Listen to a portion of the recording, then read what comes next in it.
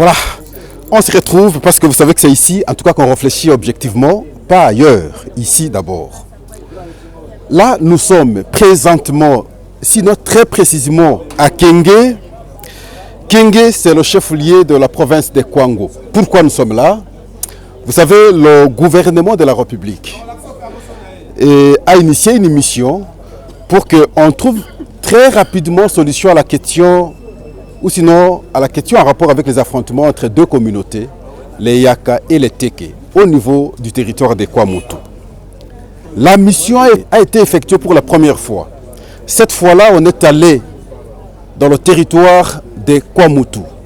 La mission était composée du vice-premier ministre, ministre de l'Intérieur, Sécurité, Décentralisation et Affaires coutumières, Daniel Asselokito Akoy, un ministre d'État en charge de la justice, du ministre des Droits humains et du ministre des Affaires sociales. Ils ont été à Kwamutu. On a échangé avec les responsables de Kwamutu. Vous aviez suivi la conséquence, c'est qu'on a suspendu l'administrateur. Mais il y a eu un constat. Le constat est tel qu'on a échangé seulement avec les Teke parce que les Yaka avaient fui, n'étaient pas sur place à Kwamutu. Ce conflit, nous le disons, a occasionné plusieurs morts. Des paisibles citoyens, parfois qui n'étaient pas concernés directement dans ce conflit, ont perdu tout ce qu'ils ont pu perdre. L'État n'est pas resté indifférent, donc il fallait maintenant réfléchir et comment réconcilier les deux communautés. Et c'est comme ça que, après avoir présenté la question au Conseil des ministres, il a été une fois de plus envisagé, d'abord par le président de la République, finalement instruit par le Premier ministre, pour que la mission fasse la deuxième mission ici, à Kenge, avec objectif cette fois-là d'échanger avec les Yaka. Parce qu'on a eu un son de cloche à Kwamutu, le son des Teke, il fallait avoir un autre son de cloche ici des Yaka. Et c'est comme ça que un conseil de sécurité a été organisé, où il fallait avoir le point de vue d'abord des gouverneurs, parce que ce sont eux qui sont les responsables des entités, le gouverneur de Kwango et de Kwilu présents dans ce conseil. Les responsables de sécurité, l'ANER, l'ADGM, présents dans ce conseil. Les responsables de la police et de FARDC. Également les témoignages de quelques rescapés présents ici. On a apprécié la situation. Mais avant qu'on évolue, je souhaite qu'on suive d'abord le point de vue, je vais encore dire cette fois-ci, d'un rescapé, mais qui se retrouverait à Bagata. Il donne son point de vue sur ce qu'il a vu, ce qui s'est passé. Nous les suivons. Nakata Kwamutu. Eloko nini yango ebandaki?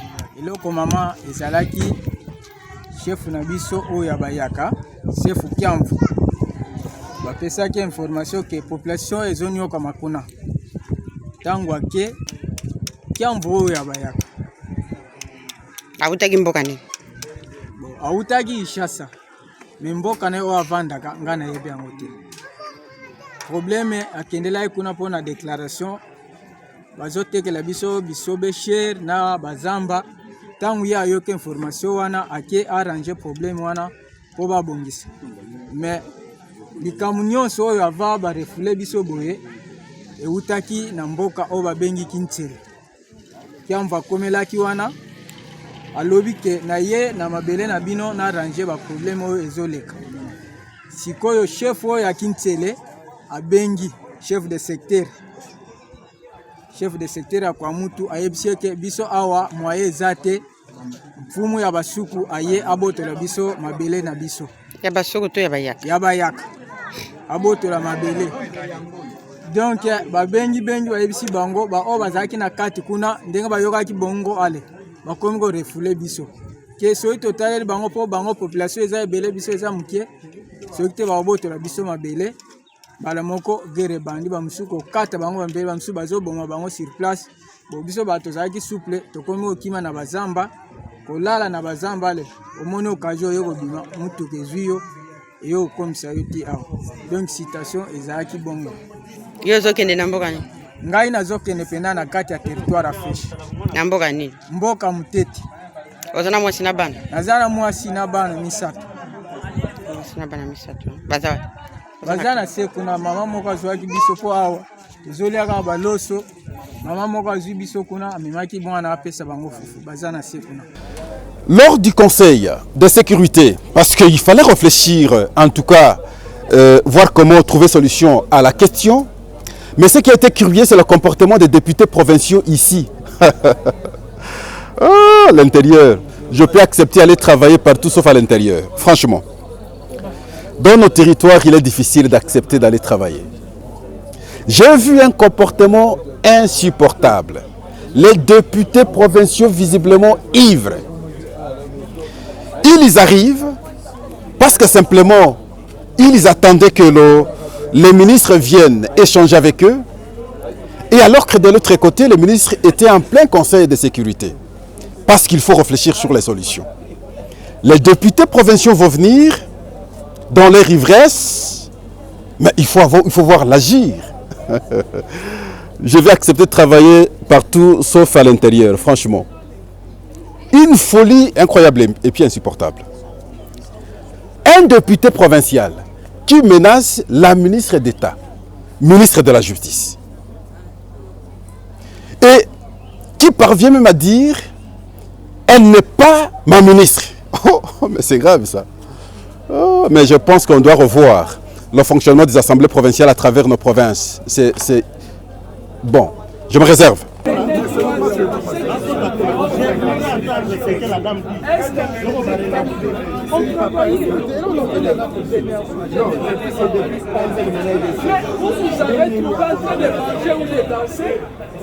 On peut le faire aussi.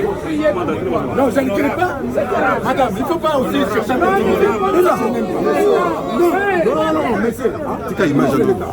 Ça signifie quoi? Ça signifie quoi? Il est ministre d'État, ça me fait quoi? Ça signifie quoi? Il n'est pas mon ministre. C'est quoi ça? Vous voulez que les choses se marchent à la fois? Non, il ne faut pas chercher à me dire. C'est quoi ça? C'est quoi ça?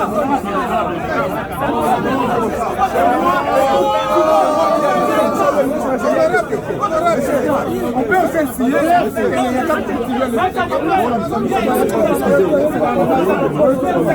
Il a conseillé à ministre intérieur.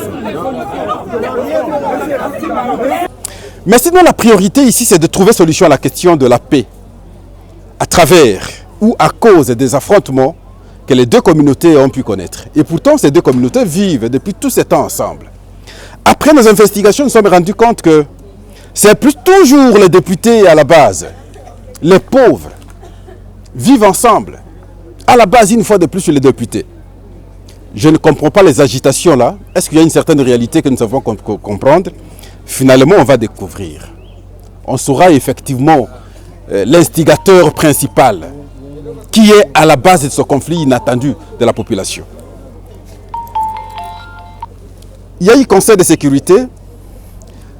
Dans quelques instants, le vice-premier ministre, ministre de l'Intérieur, Sécurité, Décentralisation, Affaires coutumières, le chef de la délégation, ensemble bien entendu avec d'autres ministres, vont échanger avec les autres couches de la société. L'objectif reste le même. Comprendre effectivement qu'est-ce qui est à la base de ce conflit entre les deux communautés.